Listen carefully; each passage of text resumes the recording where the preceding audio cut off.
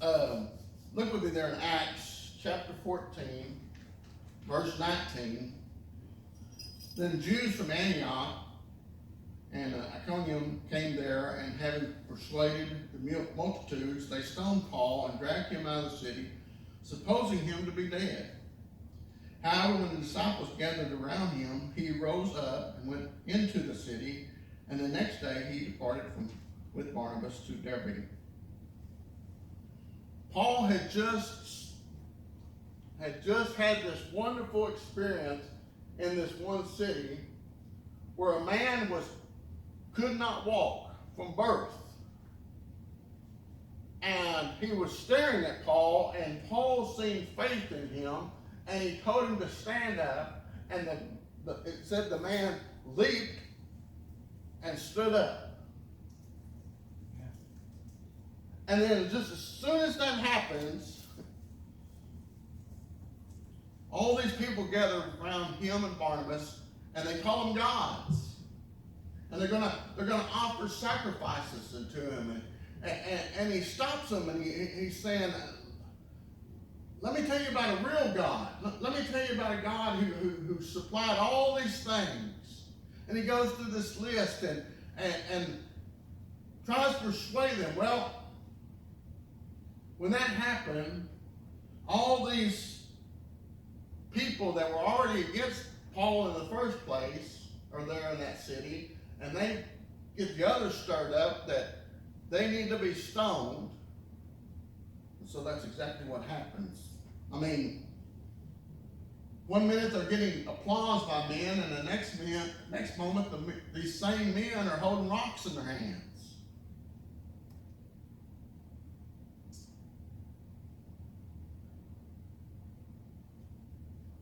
It says there that he went back into the city, and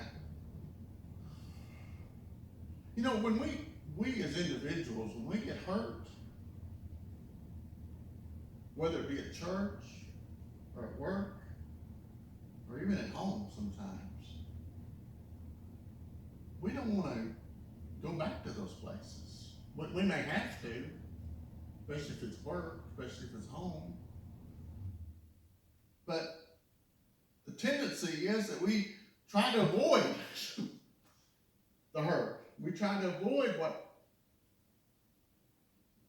has impelled us. We try to avoid those things that have brought us down, that has hurt us either physically or emotionally, or maybe even both. But he doesn't do that. He doesn't do that. Why? Is it because he has no fear? No. Well, he'd just been stoned. I don't know if you ever had a rock thrown at you. Hopefully you hadn't. But even playing, the things hurt.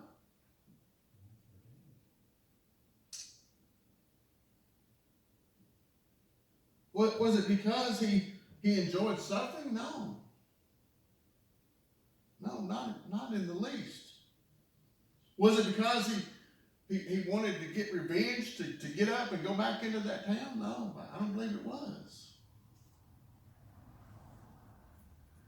Now, I'm just enough smart aleck that I would have got up and just out of spite. But this is not the reason he went back. He knew something that most of us don't grasp. Let's read that verse again. Verse 19. Then the Jews from Antioch and Iconium came there, and having persuaded the multitudes, they stoned Paul and dragged him out of the city, supposing him to be dead. Why do you think Jews picked stoning? Well, there's several different reasons. One is, when somebody was stoned, it brought the whole community together. Everybody come to see a stoning. It's kind of like having a fire, Everybody turns out. Matter of fact, sometimes so much that the fire trucks can't get to where the fire is because everybody wants to see the fire.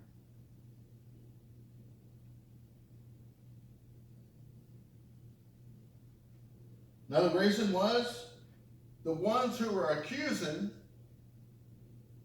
usually are the ones who throw the first stones.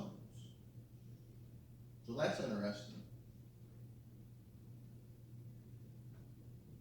Another reason was every city had stones.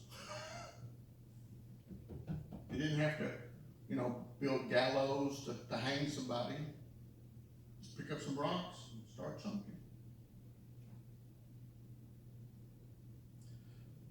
Stoning was designed to kill. You didn't stop until that person that you were throwing the rocks at had died. And then, when the crowd believed they were finished, they drug his body outside of the city just like it was a garbage. No funeral, no dignity, no mercy, no second chance, just a discarded corpse. But then something happens in Scripture that is amazing. Look at verse 20 again. However, when the disciples gathered around him, he rose up and went in the city. He got up. And he went back. Not a week later. Not after therapy. Not after some committee meeting. Not after being on Oprah. Not after waiting till it felt safe. No, he got up and went back into the city the same very day. The city that hated him. The city that had rejected him. The city that had tried to murder him. That city, he walked back in. Why? Because Paul understood something very important that every believer should be able to understand.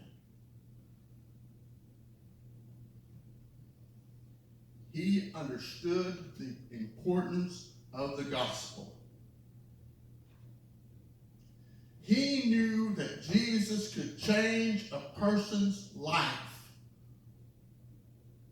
He knew Jesus could make a difference in a person's life. And if it changes in a person, it changes in a state, and then it changes into a nation, and then it changes a world around us. He knew that. He understood that.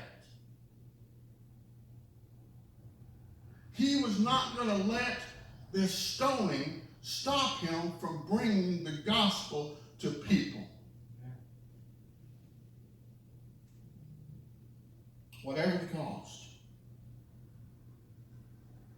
He knew it was well worth it. He knew that if people didn't hear about Jesus, his death, his burial, and his resurrection, they would wind up in a place called hell. He knew that.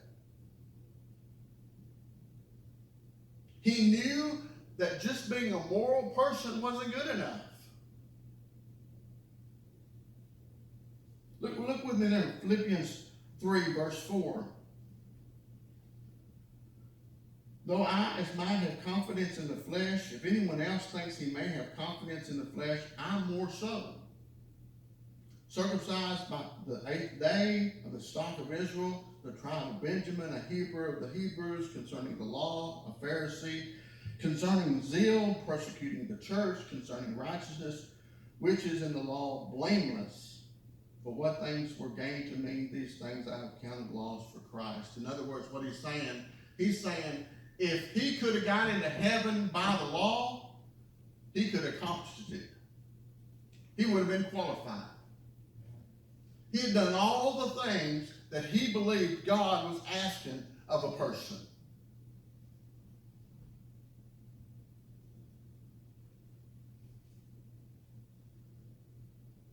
He was at the pinnacle of what a person was supposed to be.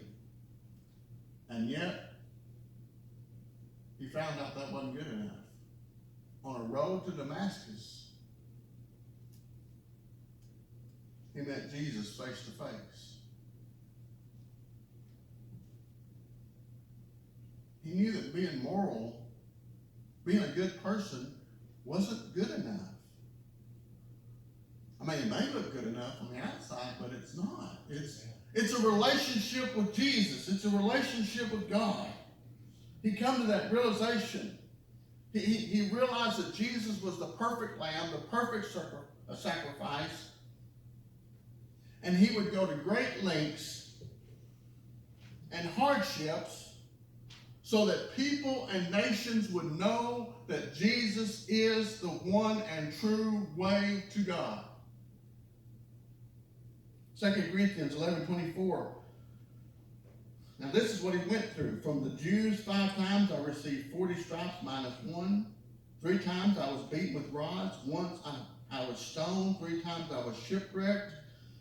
A night and a day I have been in the deep, in journeys often, in perils of water, perils of robbers, perils of my own countrymen, perils of Gentiles, perils in the city, perils in the wilderness, perils in the sea, perils among false brethren, in weariness and toil and sleepiness often, in hunger and thirst and fastings often, in cold and nakedness, besides the other things that come upon me daily, my deep concern for all the churches.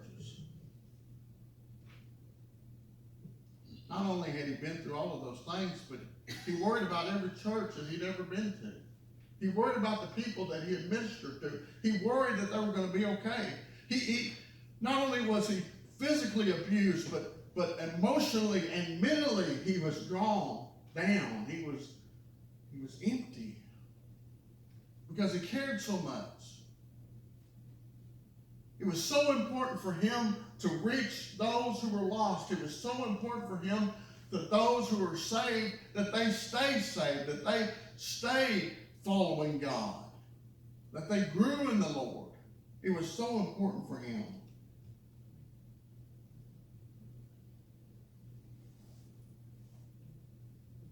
That's what made Paul and the other apostles so determined to bring the gospel to us who sit here today.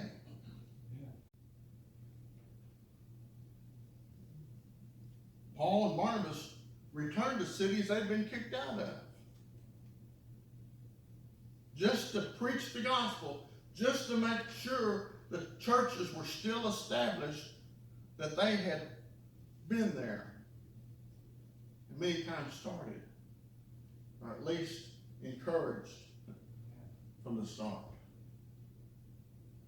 They knew persecution and hardships was a part of the process of following Jesus. Jesus told us that's the way it be. He said, if they hated me, they'll hate you. Disciples follow the master. Even when the road goes through suffering, even when obedience costs you something, even when faithfulness leaves scars. Paul and others understood the suffering of Christ was not proof of abandonment. They knew suffering for the Lord was proof that he was there, that he was with you in times of trouble. If you're going to follow Jesus, you're going to have to walk where he walked. If you're going to follow Jesus, you're going to have to endure what he endured so that you can become more like him. Paul knew Jesus walked into Jerusalem knowing that suffering awaited him. Paul knew Jesus had faced rejection. He had faced mockery. He had faced violence. He had faced humiliation. He had faced the cross. Yet it said that Jesus continued because of redemption was on the other side for us. He did all of that so that you and I could have a relationship with him. Paul returned to that city, and others who have not let fear come over faith.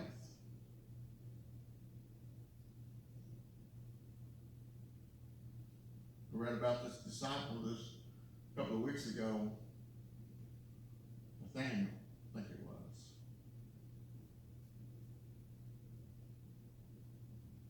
Because of his faith, he was skinned alive.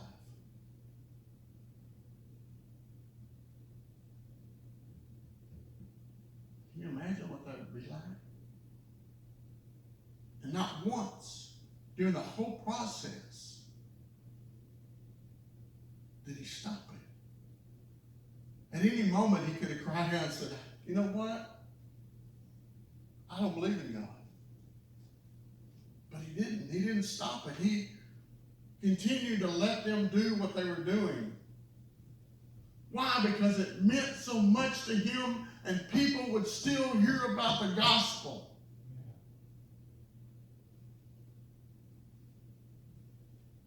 No sacrifice is too great for us to spread the gospel. It'll be worth it all, y'all. It'll be worth everything that we've suffered, everything that we've sacrificed. What's the gospel cost you? Have you had to help somebody? Have you had to pray for somebody? Have you had to worry about somebody? Worry about somebody's salvation? Have you had to sacrifice? Are you thankful for those who sacrificed before you? Those who gave us the gospel?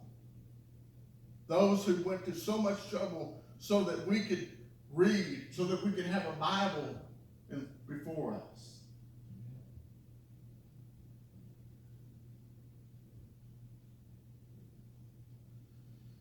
Moses, one time in Deuteronomy, at the very end of it, he stood before the Israelites. And he told them, he said, I set before you today life and good, death and evil. He'd already told them that if they would follow God, that God would bless them and give them the promised land and things would go smoothly. But he said, but if you disobey God, he said, it's going to be bad. It's going to be worse than it was when you were in Egypt. He said, I've set before you life and death, blessings and cursings. And Moses is so choked up and so concerned about these individuals, he can't even help himself. He says, choose life. Yeah. I'm setting before you two paths, y'all. There's a path that you can follow that's just you. Your wants, your desires, your own needs. And there's another path that follows Jesus, his desires, what he desires for us, what is best for us. Choose Jesus, y'all. Choose Jesus.